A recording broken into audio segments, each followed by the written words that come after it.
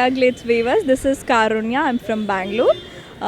Now we are here for Kannakol audio launch. This is my second movie in Tamil.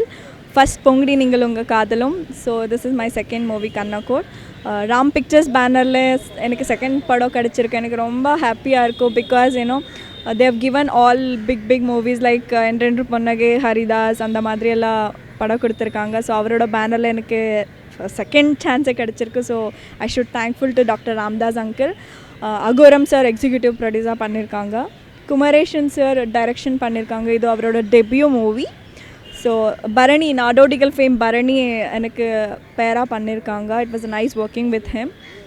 அது இல்லாமல் இந்த படத்தில் நிறைய பிக் ஆர்டிஸ்ட் இருக்காங்க. இளவரசன் சாரோ, சார்லி சாரோ, சிங்கமுத்து சாரோ, நிறைய ஆர்டிஸ்ட் இருக்காங்க. அவரோட working experience was an amazing. அது இல்லாமல் நம்ம இந்த ஷூட்டிங் ஃபுல்லாக நம்ம புதுக்கோட்டையிலே பண்ணோம். ஸோ ஒர்க்கிங் எக்ஸ்பீரியன்ஸ் எப்படி சொன்னால் ரொம்ப வெயில், ரொம்ப ஹாட்டாக இருந்துச்சு. அந்த டைமில் நம்ம ரொம்ப கஷ்டப்பட்டு ஷூட்டிங் பண்ணோம். ஆனால் நல்லதுக்கு தான் பண்ணோம். படம் வந்துட்டு சப்ஜெக்ட் ரொம்ப நல்லா இருக்குது.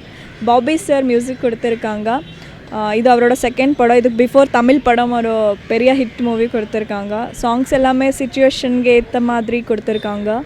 ஸோ எல்லா சாங்ஸும் இந்த படத்தில் ரொம்ப நல்லா வந்திருக்கு.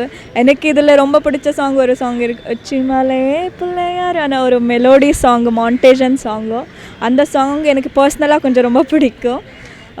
நம்ம வந்துட்டு பாண்டிச்சேரியில் ஒரு டுவெட் சாங் ஷூட் பண்ணோம். ஸோ பாபி மாஸ்டர் தான் கொரியோகிராஃப் பண்ணாங்க. அந்த எக்ஸ்பீரியன்ஸ் ரொம்ப நல்லா இருந்துச்சு. டோட்டல் இந்த கண்ணக்கோல் படத்தில் எப்படின்னா ஒரு யூத் என்டர்டெயின்மெண்ட் மூவி அப்படின்னு சொல்லலாம். இதில் ஒரு காமெடி இருக்குது, சென்டிமெண்ட் இருக்குது, லவ் இருக்குது, ஒரு மெசேஜ் இருக்குது, எல்லாமே இந்த படத்தில் இருக்குது. So definitely this movie is going to be a very good movie for you all people. Kannakkol நீங்கள் கண்டிப்பாக தியேட்டர் வந்து வாட்ச் பண்ணணும். தேங்க்யூ. இந்தியா கிளிஸ் வியூவர் அனைவருக்கும் வணக்கம். நான் உங்கள் நாடோடிகள் பரணி பேசுகிறேன். என்ன சொல்கிறது, நாடோடிகளுக்கு அடுத்த படம் கண்ணக்கோல். நாடோடிகள் படம் ரொம்ப சந்தோஷமாக இருந்துச்சு, பெரிய சக்ஸஸ்ஃபுல்லாக வந்துச்சு. ஸோ அதே மாதிரி டாக்டர் வி ராமதாஸ் சார் என்றென்று புன்னகை வெற்றி பட தயாரிப்பாளர். ஸோ அடுத்த படம் கண்ணக்கோல். இந்த படம் கண்டிப்பாக ஜெயிக்கும். ரொம்ப ஹார்ட் ஒர்க்காக ரொம்ப ஜாலியாக என்டர்டெயின்மெண்ட்டாகவே இந்த படத்தை பண்ணியிருக்கோம். படமும் அது மாதிரி என்டர்டெயின்மெண்ட்டாக இருக்கும் இந்த படமும். ஸோ மற்றபடி படத்தை பற்றி சொல்லணும்னா கஞ்சா கருப்பண்ண காமெடி நாடோடிகள் எப்படி 2 பேர் காம்பினேஷனும் தெறிக்க விட்டுச்சு, அதே மாதிரி இது இந்த படத்தில் ரொம்ப நல்லா அழகாக என்டர்டெயின்மெண்ட்டாக அமைஞ்சிருக்கு. ஸோ அது பெரிய பலமாக இருக்கும். Music director Bobby sir. 1990 நடக்கிற ஒரு உண்மை சம்பவம். செல்வகுமார் சார் கேமரா ரொம்ப அழகாக பண்ணியிருக்காங்க. மியூசிக் டைரக்டர் சொல்லாமலை பாபி சார் 5 சாங் பட்டையை கிளப்பியிருக்கார். படம் பார்த்தீங்கன்னா விசில் அடித்து கை தட்டி படம் பார்க்குற என்ஜாய் பண்ணுற ஒரு படமாக அமைய. நன்றி, வணக்கம். இறைவனுக்கு நன்றி. தம்பி பயங்கரமாக சேட்டை பண்ணுவான் படம் பண்ணும்போது. அப்போ தம்பி ஹீரோவாக இன்னைக்கு நான் ரொம்ப சந்தோஷமாக இருக்குது. குமரேசன் சாருக்கும் வாழ்த்துக்கள், பாபி சாருக்கும் வாழ்த்துக்கள். கண்ணக்கோல் அப்படின்றது ஒரு பரபரப்பான ஒரு பதட்டமான ஒரு விஷயம். இன்றைக்கும் கிராமங்களில் மட்டுமல்ல சிட்டிலேயும் நடந்துகிட்ருக்கு. ஒரு மார்க் வச்சு அந்த இடத்திற்கு சொந்தக்காரனுக்கே தெரியாமல் அந்த மார்க்கில் ஒரு ஆள் மட்டும் போகிற அளவுக்கு ஒரு ஓட்டை போட்டதுக்கப்புறம் ஒரு குச்சியில் ஒரு சின்ன கம்பு எடுத்து அந்த கம்பில் வந்து ஒரு மனிதனுக்கு கட்டுற மாதிரி ஒரு தலப்பா கட்டி அந்த ஓட்டை வழியாக உள்ள காட்டணும். காட்டி ஒரு 4 செகண்ட் 5 செகண்ட் உள்ளே காட்டிட்டு அதுக்கப்புறம் அந்த குச்சியை வெளியே எடுத்துட்டு தான் அந்த திருடனை உள்ளே போகணும். இது வந்து திருடர்கள்கிட்ட இருக்கக்கூடிய ஒரு விதி இப்போ வரைக்கும். இது எங்கேருந்து ஆரம்பித்தது அப்படின்னா ஒரு 400 ஆண்டுகள் 500 ஆண்டுகளுக்கு முன்னால் மதுரையும் மதுரை சுற்றுப்புற பகுதிகளிலும் இருந்த, ஏன்னா இது காவல் கோட்டம்னு ஒரு புத்தகத்தில் என்னுடைய நண்பர் சு வெங்கடேசன் எழுதியிருந்தார். 400 ஆண்டுகளுக்கு முன்னால் இருக்கும்போது இப்படி திருட போகிற இடத்துல முதல்ல ஒரு சின்ன ஓட்டை போடப்படுது. ஓட்டை போடப்பட்டோடனே நீ போன்னு சொல்லி அதில் முதல்ல போகிறதுக்கான ஒரு ஆள் இருப்பார். அவர் தான் வந்து கிட்டத்தட்ட அந்த திருட்டு தொழிலையே ஒரு தெய்வமாக மதிக்கக்கூடிய ஒரு கூட்டம். அது முதல் முறையாக தலையை கரெக்டாக உள்ளே விடுறாரு. இவங்க இப்படி வந்து திருடிட்டே போகிறாங்க, அதனால் கண்ணக்கோல் போடுறாங்கன்றது தெரிஞ்சு அந்த முதலாளிகளும் அந்த முதலாளிகளுக்கு தொழிலாக உதவியாக வேலை செய்யக்கூடிய அவங்களுக்கு இருக்க அடியாட்களும் ஓட்டை போட்டாச்சு. ஓட்டை போட்டவுடனே எவன் உள்ளே வரானோ அவன் தலையை எடுத்துறான்னு சொல்லி கரெக்டாக அருவா வச்சுட்டு வெயிட் பண்ணிட்டு இருக்கான் ஒருத்தன் உள்ள. இது தெரியாது. இது தெரியாமல் இந்த முதல் ஆள் வந்து தலையை கரெக்டாக உள்ளே கொடுக்குறான். உள்ளே கொடுத்தோடனே கரெக்டாக அவன் கழுத்து வெட்டப்படுது. வெட்டப்பட்டான் அப்படின்னோடனே இந்த பாடியை மட்டும் எடுத்துக்கிட்டு மீதி இருந்த 5 பேர் ஓடுறாங்க. தலை தெறிக்க ஓடி அவங்களுடைய எல்லையை தாண்டி வரும்போது பார்த்தா அப்போ ஒருத்த மட்டும் கேட்குறான், மாப்பிள்ள தலை இல்லாமல் பாடி மட்டும் மாட்டிக்கிச்சுன்னா கூட எந்த ஊருக்காரன்னு தெரியாது, ஆனால் பாடி நம்மக்கிட்ட மாட்டிக்கிச்சு, தலை அவங்ககிட்ட மாட்டிக்கிச்சுடா. விடிஞ்சு எந்திரிச்சு பார்த்தா மூஞ்சியை வச்சு கண்டுபிடிச்சிருவாங்க இது நம்ம ஏரியான்னு. திருடனுக்கு மிகப்பெரிய பலமே நம்முடைய எங்கேயும் போய் நம்முடைய துப்புவதையும் விட்டுறாது தான். ஆனால் இப்படி ஒரு பெரிய தலையவே கொடுத்துட்டு வந்துட்டோம்டா, நம்ம ஊருக்கே அவமானம், இனிமேல் நம்ம திருட்டு தொழிலுக்கே லாயக்கில்லைன்னு சொல்லுவாங்க, என்னடா பண்ணுறது அப்படின்னு. இப்போ ஊருக்கு வெளியில் முண்டத்தை மட்டும் வச்சுட்டு இவங்க முடிவு பண்ணுறாங்க, ஆளுக்கு ஒரு கல்லை தூக்கிக்குவோம், எப்படி இருந்தாலும் அவங்க வந்து அவங்க ஊருக்கு நடுவில் இருக்க மந்தையில் தலையை வச்சுட்டு ஊரே காத்துக்கிட்டு இருக்காங்க.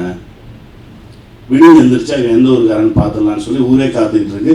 அந்த தலையை மட்டும் வச்சுட்டு மொத்த ஊரும் காத்துக்கிட்டு இருக்கு. நம்ம ஆளுக்கு ஒரு கல்லை எடுத்துட்டு 4 திசையில் உள்ளே இறங்குவோம்.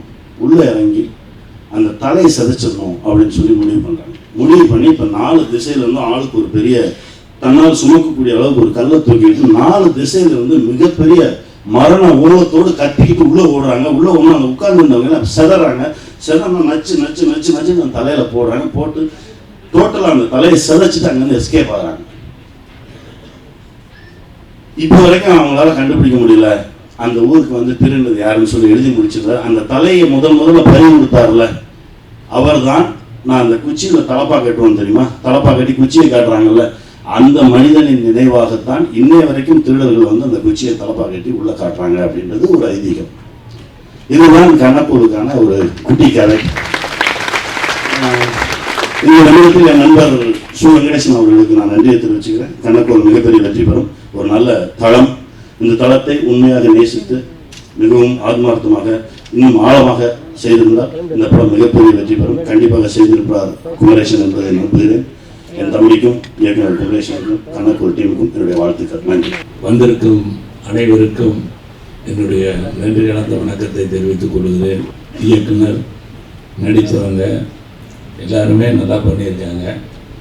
முழு படமாக நம்ம பார்க்கலங்கிறது தவிர ஒரு நாள் பாட்டை பார்க்கும்போது நமக்கு ஒரு திருப்தியாக இருந்ததுன்னா, ஓ இந்த வழியில் போகுது, இங்கேருந்து புறப்பட்டு நேராக போய் லெஃப்ட் கட் பண்ணால் வடபழனி, ரைட்டில் கட் பண்ணோம்னா வடபழனி வராது, எங்கெங்கேயோ போய் சுற்றி அதுக்கப்புறம் வடபழனி வரணும். இது போகும்போதே ஒரு நல்ல வழியாக இருக்கிறதுனால இது கரெக்டாக போய் சேர்ந்துருங்கிற ஒரு நம்பிக்கை எனக்கு வந்திருக்கு. அதே மாதிரி உங்களுக்கும் வந்திருக்கும். அதனால் இந்த படம் நிச்சயமாக வெற்றி அடையணுங்கிறது தான். வெற்றி அடையும் நினைக்கிறேன், அதெல்லாம் கிடையாது. வெற்றி அடையணும். அடைஞ்சால் தான் முதல் பட இயக்குனருக்கு அவர் நினைச்சதை என்னென்ன நினைச்சு வச்சிருந்தாரு அதெல்லாம் படத்தில் சொன்னாருன்னு. அது வந்து ஒரு 15 வருஷமாக ஒருத்தர் அசிஸ்டன்ட் டைரக்டராக இருந்து அந்த படம் ஜெயிக்கலைன்னா அவனையும் நான் ஒத்துக்கிறது இல்லை. 15 வருஷமாக ஒருத்தன் டைரக்ட் பண்ணாமல் இருந்தால் அவனையும் நான் ஒத்துக்கிறது இல்லை. நான் இப்போ 15 வருஷமாக நீ என்ன கற்றுக்கிட்ட, 15 வருஷமாக நீ டைரக்டர் ஆகிறதுக்கு என்ன காரணம், இந்த மாதிரிலாம் நம்ம சொல்கிறது உண்டு. இந்த மாதிரி எந்த சூழ்நிலை இருந்தாலும் இப்போ வந்து காமெடியனுங்க ஹீரோவாகிற காலம் இது. அவர் அடி வாங்கினதுனால ஹீரோ ஆகிறது இல்லை, திறமை இருந்ததுனால, காது கேட்காதனால ஹீரோ ஆகலை. அவருக்கு அந்த படத்துலேயே அந்த கெப்பாசிட்டியெல்லாம் இருந்தது. நாடோடிகள் படம் பார்க்கும்போது 4 பேர்த்துல அவர் ஒருத்தர் படிச்சுன்னு தெரிகிறாரு. படிச்சுன்னு யார் தெரிஞ்சாலும் அவங்க வந்துடுவாங்க. அது வந்து சினிமா யாரையும் விட்டு வைக்காது. அது யார் அறிமுகப்படுத்தினாங்க, யார் இவங்களை கொண்டு வந்தாங்கங்கிறதெல்லாம் நமக்கு பிரச்சனை இல்லை. திறமை இருந்தால் எப்படி இருந்தாலும், இளையராஜா எங்கேயோ இருந்து வந்தார், பாக்யராஜ் எங்கேயோ இருந்து வந்தான், சுந்தரராஜா எங்கேயோ இருந்து வந்தான், பாரதிராஜா எங்கேயோ, எல்லாம் இந்த தொழிலுக்காகவே வரல. சினிமா இங்கே இருக்கிறதுனால நாங்கள் மெட்ராஸ் நோக்கி வந்தோமே ஒழிய, இந்த சினிமா மதுரையில் இருந்தால் மதுரைக்கு போயிருப்போம், கோயம்புத்தூர் இருந்தால் கோயம்புத்தூர்லேயே இருந்திருப்போம். இப்படி தான் இது நேசித்து வரக்கூடிய ஒரு விஷயம். நேசித்து எல்லாத்துக்குமே கை கொடுக்கறது இல்லை, திறமையானவங்களுக்கு நிச்சயமாக கை கொடுக்குது. இந்த படத்தில் வேலை செஞ்சிருக்க எல்லாருக்குமே உண்மையிலேயே ஒரு நல்ல பேர் வரும். அந்த படத்தை பொறுத்தளவில் என்ன பண்ணாலும் அமலாக தான் நிற்பாங்க. அந்த கேரக்டர் தான் நல்லா இருக்கும். அதனால் நீங்கள் வந்து அதை மாற்றாதீங்கன்னு நான் ஏவிஎம்மில் சரவணன் சார்கிட்ட எல்லாத்தையும் சொன்னேன். அவங்க என்ன பண்ணாங்கன்னா, அதுக்கு முன்னால் படம் அம்மன் கோயில் கடைக்கால நம்ம படம் ரிலீஸ் ஆனது, அதை ராதா நடிக்கிறார். ராதா செகண்ட் ஹாஃப் வந்தால் ஆடியன்ஸ் எந்திரிச்சு போயிடுவாங்க. ஃபர்ஸ்ட் ஹாஃப்ல எல்லாம் காணன்னு சொல்லிட்டு அப்படி தூக்கி மாற்றி போட்டாங்க. கடைசியில் ஒரு வாரம் கழித்து நம்ம சொன்ன மாதிரியே அவங்க மாற்றி போட்டு அது கரெக்டாக நமக்கு பேர் கிடைச்சிது. எப்போ கேட்டாலும் அந்த பாடல்களை கேட்டாலும் அந்த மாதிரி இந்த படத்துலையும் பாட்டுகள் நல்லா இருக்குது. கேஆர் அவர்களுக்கு எல்லாரும் வைக்கிற மாதிரி தான் நானும் ஒரு வேண்டுகோள் வைக்கிறேன். ஏன்னா சினிமா இப்போ இருக்கிற சூழ்நிலை அன்னைக்கு இருந்த மாதிரி சினிமா இல்லை. இன்னைக்கு இருக்கிற சூழ்நிலைக்கு எப்படி நம்ம சினிமாவை இது பண்ணிக்கிறது, அதை முதல் நம்ம தெரிஞ்சுக்க வேண்டியது இருக்கு. நாங்கள்லாம் ஒரு 35 வருஷம் சினிமாவில் இருந்துட்டா, நீ பின்னால் வர்றவங்களுக்கு எதையாவது செய்யணுங்கிறதுக்காகத்தான் கேஆர் தலைவராக வந்திருக்காரு. அவரு ஏதாவது பண்ணணும்னு நினைக்கிறாங்க. அவருடைய சந்தர்ப்ப சூழ்நிலை அந்த கேஸு ஈஸுனா இது நடந்து அவர் செயல்பட முடியாமல் இயக்குநர்கள் சங்கத்தை கூப்பிட்டு அவரும் எந்தெந்த அளவுக்கெல்லாம் இன்னைக்கு சினிமாவை காப்பாற்றணும்னு நினைக்கிறாங்களோ அந்த அளவுக்கெல்லாம் காப்பாற்றுறாரு. எது என்ன இருந்தாலும் எடுக்கிற படம் ஓடணும். அந்த படம் ஓடுனா தான் வி. சேகர் அவர்கள் சொன்ன மாதிரி நிறைய படங்களை எடுப்பாங்க. ஒரு படம் போதும், ஒரு விதை விதைச்சோம்னா அது மரமாகி கிளைகள் அப்படியெல்லாம் இருக்கிற மாதிரி நிச்சயமாக அது ஒரு பெரிய இதாகும். பெரிய படங்கள் அவர் சொல்கிற விஷயம்தான். பெரிய படங்கிறது நமக்கு எந்த நேரத்தில் உதவி செஞ்சுட்டு இருக்காரு. ஆனால் அந்த பெரிய படம் நமக்கு தேவை. பெரிய படங்கிறது ஒரு ஆலமரம், அது நிழல் கொடுக்கும். ஆனால் சின்ன செடி தான் நெல், அதான் உயிர் கொடுக்கும். அதைவே அழிச்சிட்டோம்னா நிச்சயமாக நம்ம ஒன்றுமே பண்ண முடியாது. பயணங்கள் முடிவுகளில் நம்ம அந்த முதல் ரெக்கார்ட் பண்ண சாங் இளைய நிலா பொழிகிறது. அந்த இளைய நிலா பொழிகிறது சாங் இதில் பண்ணி வச்சிருக்கிறேன். அதுக்கு 30 ரூபா பணம் நான் கொடுத்துருக்கேன். இதுல தயாரிப்பு பண்ண எனக்கு 10 பைசா கிடையாது, தயாரிச்ச தயாரிப்பாளருக்கு 10 பைசா கிடையாது, மியூசிக் பண்ண இளையராஜாவுக்கு 10 பைசா கிடையாது. யாரோ எங்கிருந்தோ யாரோ கொள்ளையடிச்சுட்டு போறாங்க. இதை என்ன பண்றதுன்னு தெரியல. நான் 2வது படிக்கும் போது எங்க அப்பா என்ன அடிக்கிறாரு. அப்ப பக்கத்து வீட்டுக்காரர் கேட்கிறாரு, ஏன்ட பையன் அடிக்கிறாங்க. இல்லை, போன மாதம் ஒரு புத்தகம் வாங்கி கொடுத்தேன், கிளாஸில் எவனோ ஒரு பையன் திருடிட்டு போயிட்டான்னு வந்தான். 10 நாளைக்கு முன்னால் அதே புத்தகத்தை வாங்கி கொடுத்தேன், கிளாஸில் ஒரு பையன் திருடிட்டு போயிட்டான்னு வந்தான். நேற்று அதே புத்தகத்தை வாங்கி கொடுத்தேன், மறுபடியும் கிளாஸில் ஒரு பையன் திருடிட்டு போயிட்டான்னு வந்தான்னு போட்டு அடிக்கிறாரு. உடனே அவர் கையை பிடிச்சிருது. அவன் என்ன படிக்கிறான், 7 வயசு தான் ஆகுது, 2வது தான் படிக்கிறான். அவன் தான் கிளாஸில் ஒரு பையன் திருடிட்டு போயிட்டான்னு வர்றான். சொல்கிறான், எல்லாம் அப்புறம் ஏன் அடிக்கிறீங்க, இவன் கிளாஸில் படிக்கிற பையன் தானே திருடிட்டு போனான். அவனுக்கு இருக்கிற அறிவு இவனுக்கு அந்த மாதிரி திருடுறதுதான் சினிமா தொழில்னா நம்மளும் திருடனாவே மாறிடுவோங்கிறேன். அதுக்காக தான் கண்ணக்கோலே வச்சிருக்கிறோம். கண்ணக்கோல் வைக்கிறது தெரிஞ்சிருந்து இதெல்லாம் எல்லா திருட்டு வேலையும் தெரிஞ்சுதான் சினிமாவுக்கு வந்திருக்கிறான். ஆனா சினிமாவில் ஏமாறுறான்னா நம்மள மாதிரி முட்டாளியா இருப்பா. அதனால தயாரிப்பாளர்கள் சங்கம், எங்க இயக்குநர்கள் சங்கத்தின் சார்பில் நாங்கள் நேராக பேசுறது மட்டும் இல்லை, எல்லாருடைய சார்பாக சினிமா வாழணும். அது ஒரு என்டர்டைன்மெண்ட், அது நல்லா இருக்கணும், எல்லா படமும் ஓடணும்.